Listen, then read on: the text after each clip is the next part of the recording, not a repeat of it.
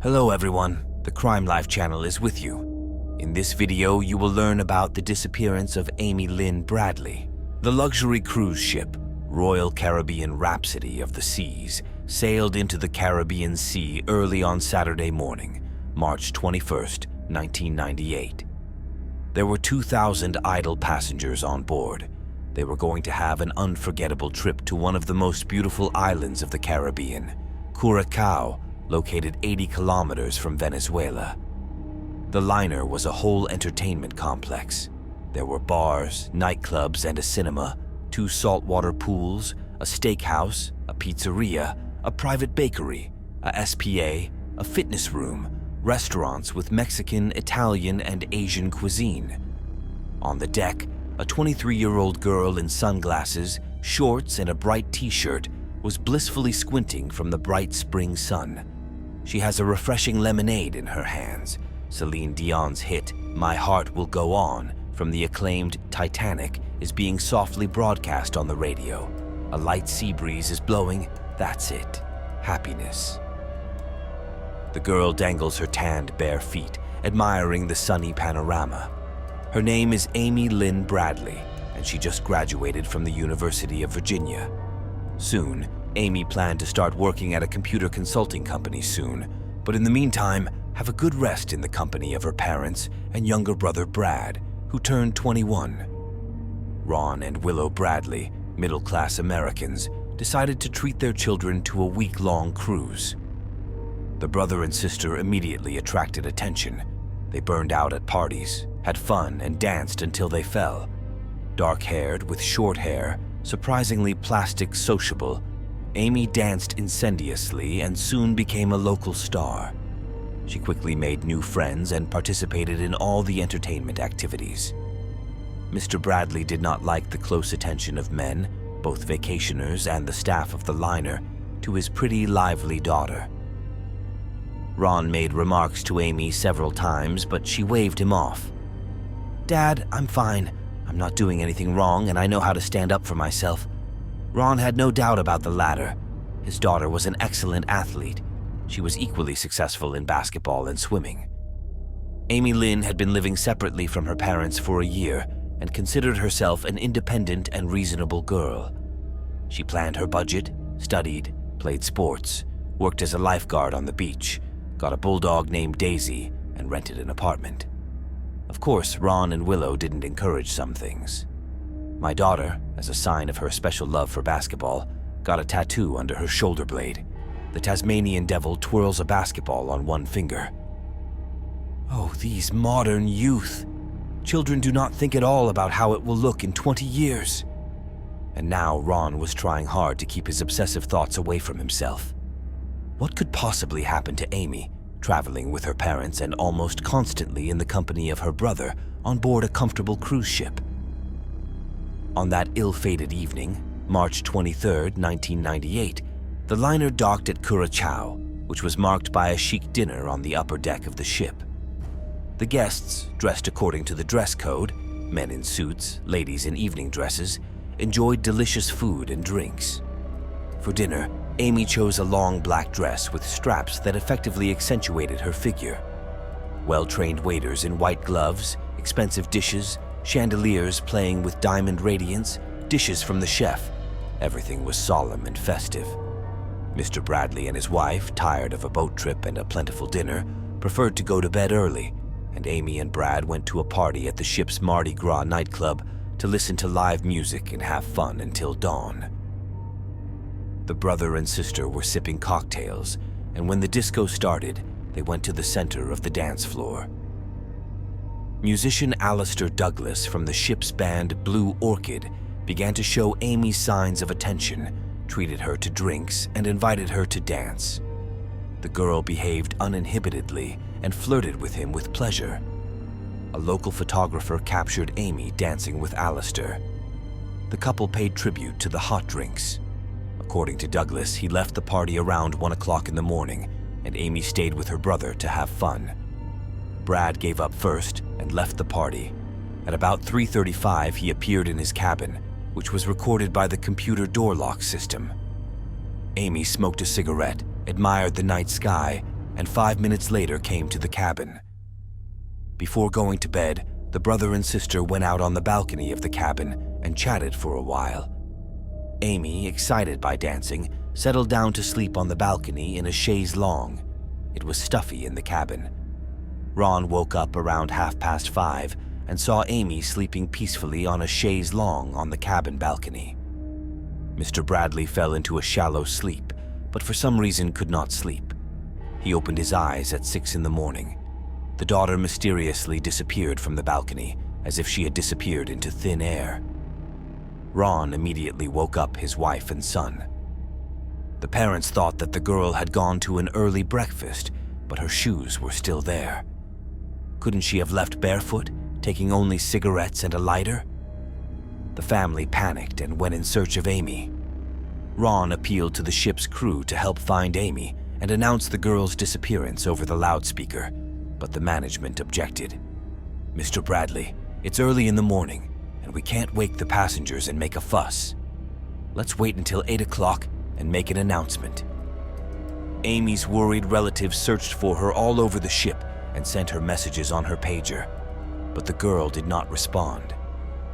The family begged the crew to take the ship away from the pier and remove the gangplank.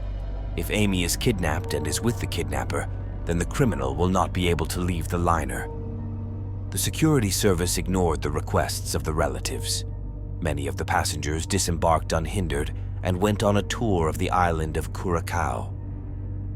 The chances of finding Amy were fading by the minute due to the inaction of the liner's crew. In the end, the captain of the ship gave the order to search the ship around 13 o'clock. The staff combed 10 decks and cabins, but in vain. Ron begged for Amy's photos to be posted and for missing person notices to be posted. The captain declined his request. This will instill nervousness and worry passengers enjoying their vacation. No one except her parents and brother took Amy's disappearance seriously. The Bradley family disembarked from the liner to the island of Curacao and contacted the U.S. Embassy, which in turn attracted the FBI to search for the girl. A full-scale search was launched. According to one version, Amy could have fallen into the water, leaning over the balcony railing, and drowned. But firstly, the crossbars were too high, and secondly, Amy was a great swimmer. Could she have deliberately jumped off? My parents and brother have unequivocally denied this. Amy was a sensible, level-headed girl with plans for the future. The FBI interviewed eyewitnesses who saw Amy that ill-fated night. The bassist of the musical group, Alistair Douglas, with whom Amy was drinking and having fun, came under suspicion. A passenger named Crystal Roberts confirmed that the couple were dancing a slow dance and whispering. Mr. Douglas confirmed his flirtation with Amy, but assured her that he left the party much earlier than her. The cameraman, who was hired by the company to create the cruise commercials, provided the video from the nightclub. Amy and Alistair are dancing on it. 2 girls claim to have seen Amy and Alistair leaving the elevator at about 5:30, walking in the direction of the ship's club. Later, Alistair passed a lie detector test flawlessly. However, there was one strange circumstance that Brad remembered. On the morning of March 24th, when Amy disappeared, Alistair approached Brad to express his regrets about the girl's disappearance. After that, Brad realized that Alistair could not have been informed about the disappearance, since at that time only the family and crew members knew about it. Other interviewed passengers of the liner who remembered Amy gave interesting and unexpected testimony. Some of them noticed that the waiters were inappropriately familiar with Amy Bradley. They called her by name, flirted shamelessly, passed notes, and made plans. "Hey, baby, soon we will dock at the shore of Aruba Island. Will you come with me to the local Carlos and Charlie's bar for a drink?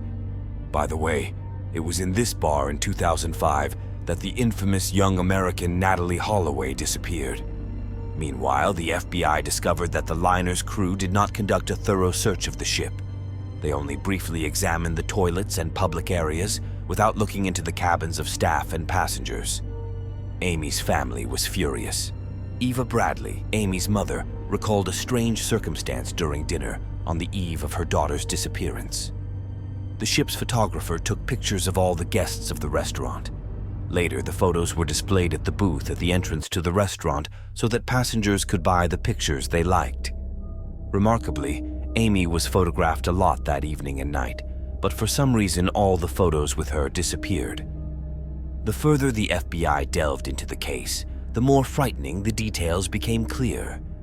It turns out that on the night of Amy's disappearance, a dance show group boarded the liner from the island of Curacao to participate in a disco. Together with them, strangers who are neither dancers nor passengers of the ship who want to have fun at the disco entered the liner. Days passed, but there was no news about Amy, despite the fact that any information about the girl was rewarded. The parents promised $250,000 to someone who owns the location data and can help Amy's unhindered return. In August 1998, 5 months after Amy disappeared, David Carmichael, an engineer from Canada, was vacationing on the island of Curacao. On the beach, he saw a girl who looked very much like the missing Amy, accompanied by 2 men. The girl looked intimidated and took a step towards David, but one of the men rudely pushed her away and shouted threateningly at her. Carmichael noticed an unusual tattoo on the stranger's shoulder. The agents immediately went in search of the girl, but she disappeared into the water. Desperate parents hired a private investigator, former military Frank Jones, who was sure that Amy had fallen into the hands of the Colombian mafia. He sent the girl's family photo reports and fake descriptions of her searches, extorting money from the unfortunate parents. After assuring Ron and Evie that Amy could be saved as a result of a special operation, Jones asked them to send him another $100,000 on top of the stated amount. The inconsolable parents were told to go to Florida and wait for their daughter.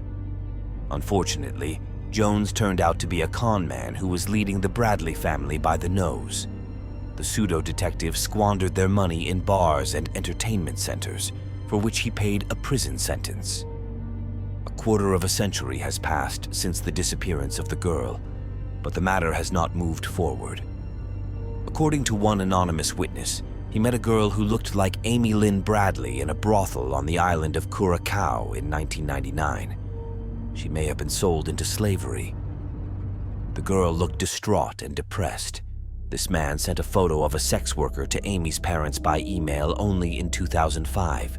The police rushed to comb the dens and hot spots, but they did not find any traces of this girl. Then eyewitnesses allegedly met Amy in Barbados, then in a cafe on the island of Curacao. She was always seen accompanied by men. Amy's mother, in an interview with People magazine, complained that her daughter has always attracted the admiring and very aggressive attention of men and may have become someone's trophy. The most plausible version was that Amy was killed on the ship and thrown overboard. Amy Lynn Bradley was officially declared dead on March 24, 2010, 12 years after her disappearance and without finding her body. If the Bradley family had known how their trip on the luxury cruise ship would end, they would never have set foot on it.